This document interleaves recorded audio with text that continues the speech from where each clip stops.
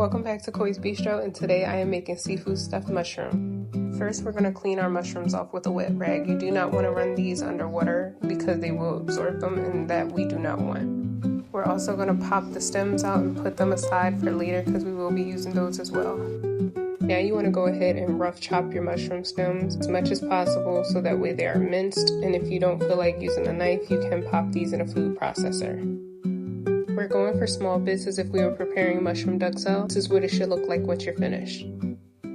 Transfer them back into a bowl and set them aside, and we're going to go ahead and move on to preparing our shrimp. For the shrimp, I only used a little bit of Creole seasoning and a bit of my favorite dry aged seasoning. If you know, you know.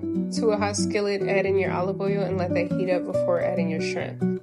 I'm using extra jumbo shrimp, so I'm going to let these cook on both sides for about 5 to... What have you done? I'm always dropping something in this kitchen. Anyways, pour your shrimp into the hot skillet. And as I was saying, I use extra jumbo shrimp, so I'm letting these cook for about 3 minutes on either side because they will continue cooking once they're in the oven. And we're going to chop these up a bit too to add to our stuffing. The shrimp are done, so now we're going to move on to our veggies.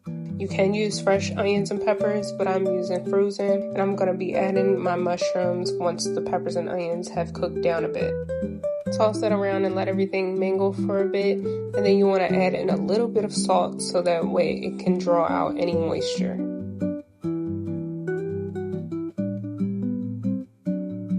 Season your veggies with a little bit of onion powder, garlic powder, and of course some black pepper. And there's that salt that I mentioned earlier. Give that one final mix and go ahead and set that aside so we can begin working on our crab fillet. To a bowl, you're going to crack in 1 egg, add in approximately 3 tablespoons of mayo, about a teaspoon of Dijon mustard, and go ahead and give that a mix. I am mixing everything before I add in my seafood. That way you don't have to worry about missing any crevices when your seafood and everything is already mixed in. It's best to add it to your base. Add in your garlic powder, some onion powder, black pepper, and give that a mix until everything is well incorporated. Add in your crab meat along with the chopped up shrimp. And by our crab being in a can, it's formed its shape, so we're going to go ahead and help that out and break it down. Now that our shrimp and crab have had a chance to mingle, let's go ahead and add our peppers, onions, and mushroom. Mix that in until everything has had a chance to marry, and then you want to go ahead and add in some Parmesan cheese. Also, to bind everything together, add in a 1/4 cup of panko breadcrumbs.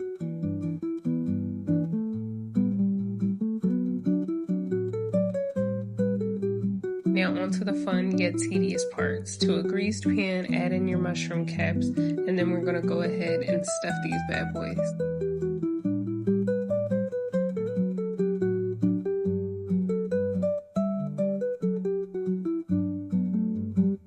Now this part is optional. I had a few shrimp left over, so I just chopped them into pieces and topped them onto my mushroom.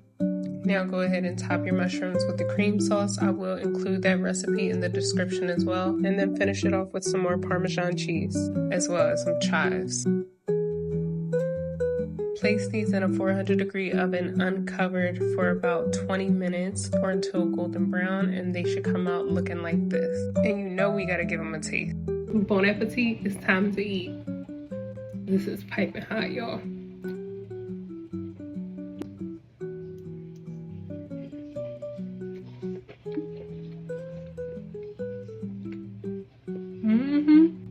Okay, I definitely did that.